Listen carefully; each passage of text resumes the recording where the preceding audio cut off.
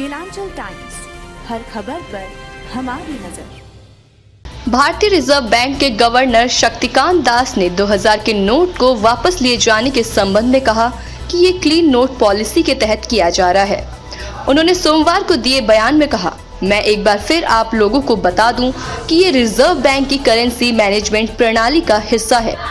उन्होंने बताया कि reserve bank clean note policy का अनुसरण कर रहा है। समय समय पर आरबीआई किसी एक सीरीज के नोट को चलन से बाहर कर देता है और उसकी जगह नए नोट जारी करता है। गवर्नर ने कहा कि आरबीआई एक्ट की धारा 27 के तहत रिजर्व बैंक ऐसे नोट जारी नहीं कर सकता जो बहुत खराब स्थिति में हो।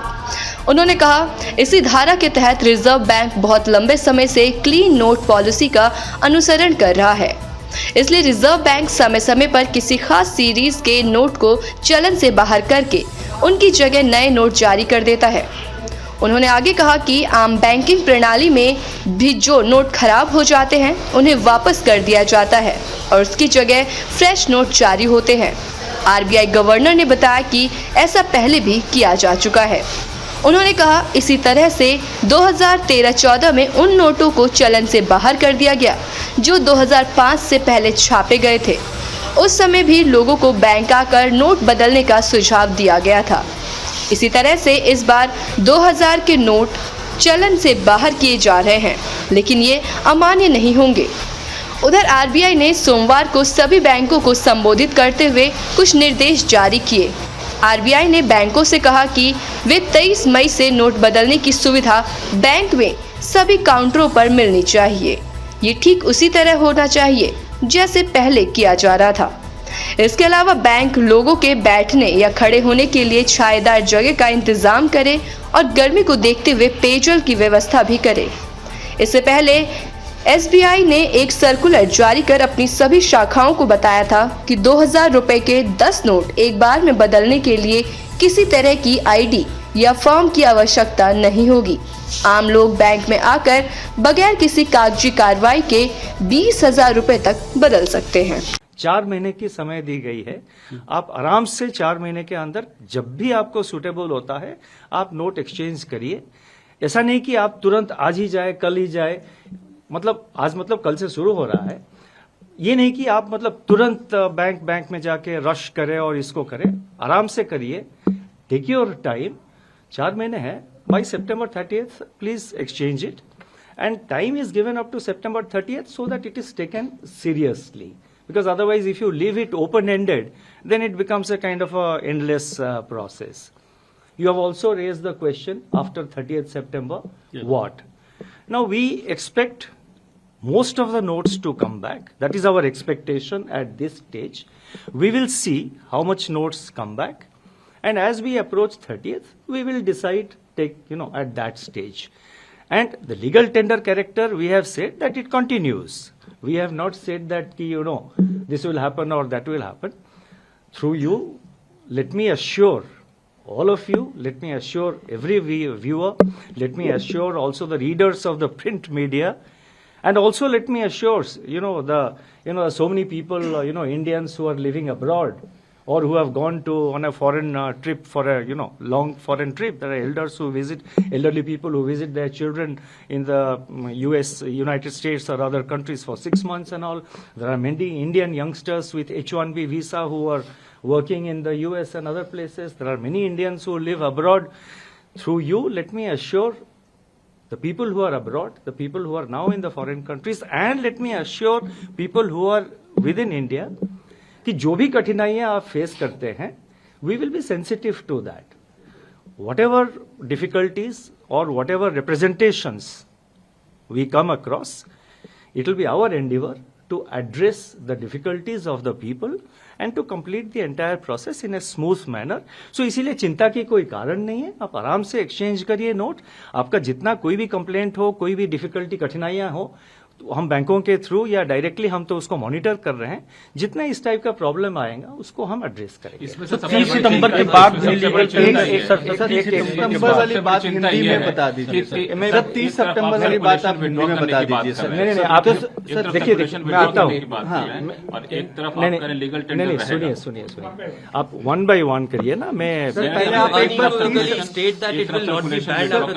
सर एक मिनट सर, आप हिंदी में सितंबर विड्रॉ करने की बात कर रहे हैं, एक तरफ लीगल टेंडर रहेगा। नहीं मैंने सुन लिया, आपका क्वेश्चन सुन लिया, मैं अभी उत्तर देता हूँ, लेकिन एक एक करके पूछिए ना। अगर 4 लोग पूछेंगे तो मैं स्टेटमेंट जो आपने सितंबर 30 के बाद क्या होगा लोगों को सितंबर 30 का एक हमने टाइम इसीलिए स्पेसिफाई किया है ताकि हमने जो ये अनाउंसमेंट किया है उसको सीरियसली लिया जाए।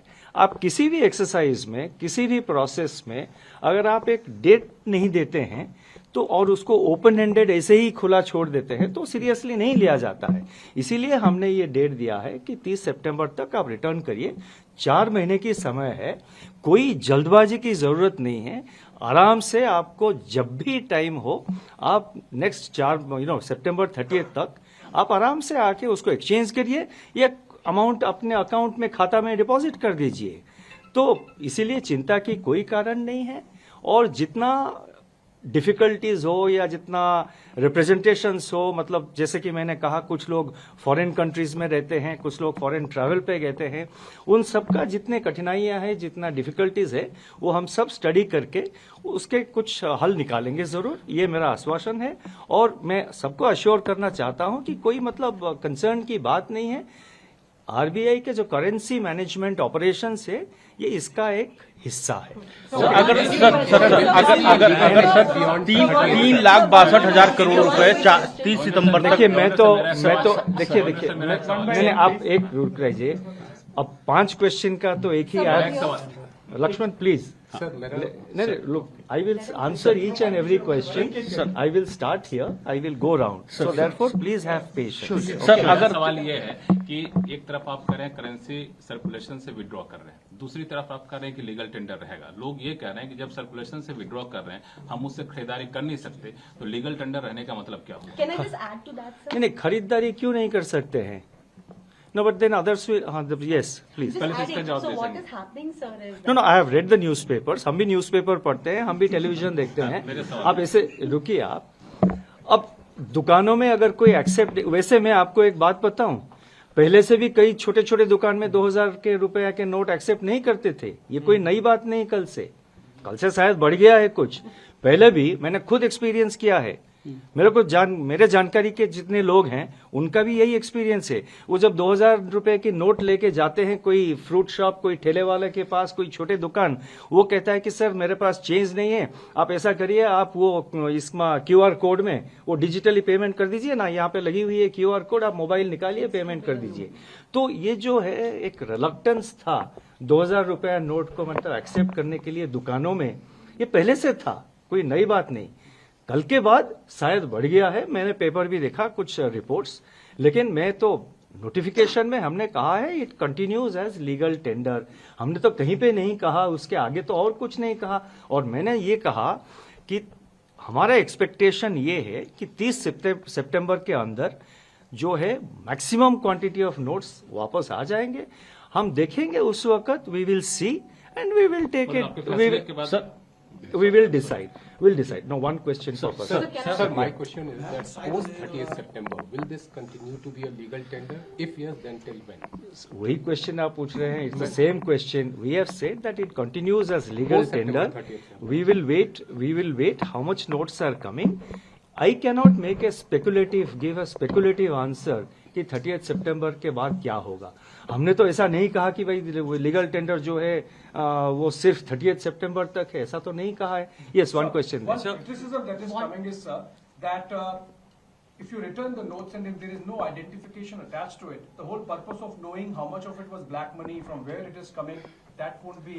नहीं, देखिए हमने ये कहा है बैंकों में करेंसी नोट्स एक्सचेंज करना हो या अकाउंट में डिपॉजिट करना हो, कैश में, कैश टू कैश आप एक्सचेंज कर रहे हैं या कोई भी कैश ट्रांजैक्शन अगर बैंक में करेंगे, उसका एक सेट प्रोसीजर है। एक सेट रिक्वायरमेंट्स, सेट गाइडलाइंस है। हमने ये कहा है जो एग्जिस्टिंग मैकेनिज्म है आपका, जो एग्जिस्टिंग प्रोसीजर है, आप उसको फॉलो करिए। हमने कोई एडिशनल प्रोसीजर नहीं लगाया है।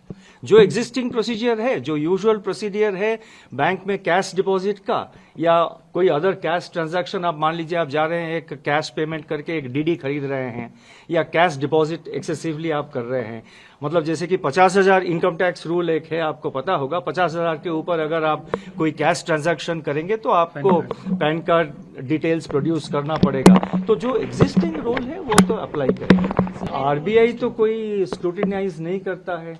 बाकी जो एजेंसीज है, इनकम टैक्स वगैरह हो, वो तो अपना नॉर्मल प्रोसीजर फॉलो करेंगे। जैसे मैंने कहा कि वो 50,000 के ऊपर कोई अगर टैक्स होता है तो वो तो अदर एजेंसीज के ऊपर डिपेंड करता है वो क्या करते हैं। लेकिन आरबीआई के तरफ से हम ऐसे, मतलब किसने कैश ये किया, हम आरबीआई के तरफ से नहीं उसको नहीं करते हैं। जैसे आपको पता होगा बैंकों का एक रिपोर्टिंग सिस्टम है जिसको CTR, STR वगैरह कहते हैं, आपको सबको पता है।